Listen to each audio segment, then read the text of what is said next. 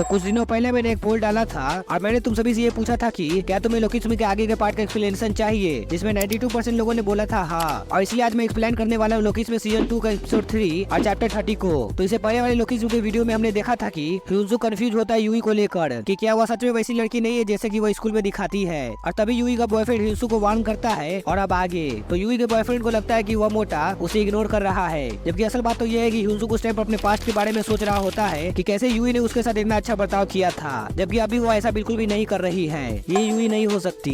पर यहाँ पर यंगली इस बात से चिढ़ जाता है कि ये मोटा आखिर उसे इग्नोर कैसे कर रहा है और इसीलिए यंग उसे एक जोरदार तमाचा मारता है। बट यहाँ पर ह्यूजू उसे डॉज कर लेता है, जिसे देखने के बाद वो दोनों के दोनों शौक रह जाते हैं कि आखिर ये मोटा उसे डॉज कैसे कर गया। बट ह्यूजू ने यहाँ पर जानबूझकर डॉज नहीं किया था, ये बस ऐसे ही हो गया। हाँ ऐसे ही, जिसे ह्यूजू को तो कोई फर्क नहीं पड़ा क्योंकि वो सदमे में जो था। बट यहाँ पर यंग इस बात से और भी ज्यादा चिढ़ जाता है कि आखिर उस मोटे ने उसे डॉज कैसे कर लिया, मैं आखिर 10 सालों से फाइट जो कर रहा हूँ। बट यहाँ पर असल बात तो ये है कि यंग सिर्फ 19 साल का ही है और वह 3rd ईयर में है। अब आगे यंग उसे पंच करता है ताकि वो उसे सबक सिखा सके। बट यंग का पंच लगने से पहले ही यूसु के स्टोर पर जैक की एंट्री हो जाती है और वह यंग को वहीं पर रोक लेता है। और यहाँ पर यंग रुक भी जाता है, बट वह यूसु को छोड़कर जैक से पूछता है कि आखिर तू है कौन। इस पर यूई पीछे से बोलती है कि ये मेरा क्लासमेट है, जिसके बाद यंग समझ जाता है कि वह 1st ईयर से है। और दूसरी तरफ जैक भी यूई को देखकर समझ जाता है कि ये उसका बॉयफ्रेंड है जो कि एक गैंगस्टर है। फिर जैक यूसु की तरफ देखता है और उसे याद आता है कि वही लड़का है जिसे मैंने पहले भी कूटा था, शायद ये सबसे ऐसे ही मार खाता है। उसके बाद जैक यंग से बोलता है कि मुझे नहीं पता कि यहाँ पर क्या चल रहा है, बट तुम उसे नहीं मार सकते,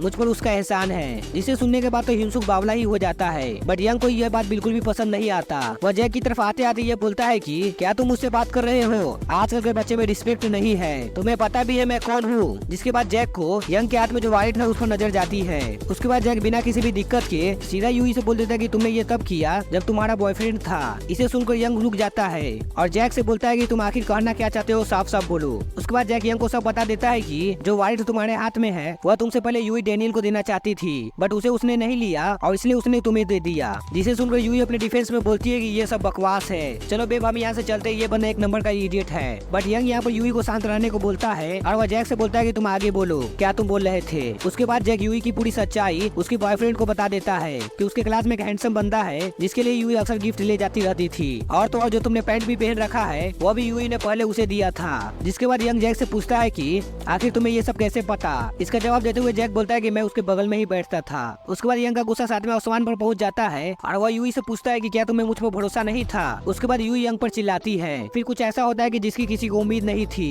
यंग यूई के फेस पे एक जोरदार पंच करता है, जिसे देखकर ह्यूसुक और जैक दोनों के दोनों शौक रह जाते हैं कि आखिर ये बंदा कर क्या रहा है। पर यहाँ पर ली का गुस्सा 7वें आसमान पर होता है और वह यूई के पेट और सर पर भी मारता है। उनकी लड़ाई को देखकर जैक यंग से बोलता है कि तुम अपने गर्लफ्रेंड को मार रहे हो, तुम दोनों ही ट्रेस हो, फुल्ली ट्रेस। और जैसा कि तुम लोगों को लगा, ये सुनकर यंग गुस्से से बोलता है कि आज मेरा दिमाग खराब है इसलिए तुम शांत रहो। और इन सभी के बीच ह्यूसुक पुलिस को कॉल करने का सोच रहा था। फिर ये सारा सीन शिफ्ट होता है और हमें जोए का लाइव स्ट्रीम दिखाया जाता है, जिसमें गैंगनम लैंडलॉर्ड नाम का बंदा जोए के लाइव स्ट्रीम पर अगेन मून बलून्स को सेंड कर रहा होता है। जिसे देखकर जोए उस बंदे को थैंक्स बोलती है। बस वो बंदा जो अपने आप को किसी कंपनी का सीईओ बताता है, वो अपनी पूरी की पूरी सेविंग्स उड़ा देता है जोए की लाइव स्ट्रीम पर। और उसके बाद हमें पता चलता है कि जो ये गैंगनम है वह कोई सीईओ वगैरह नहीं है, वह बस जोए को बस ऐसा दिखा रहा होता है कि वह रिचेस्ट पर्सन है। बट अगर तुम इसके घर के देखो तो ऐसा कहीं से भी नहीं लगता है कि वह रिचेस्ट पर्सन है। उसके घर के अंदर सारे तरफ कबाड़ फैले हुए हैं, यहाँ तक कि वो बंदा एकदम केयरलेस है। उसका फादर बीमार पड़े हुए हैं और उनको भूख भी लगी है, बट इस बंदे को इससे कोई भी फर्क नहीं पड़ता,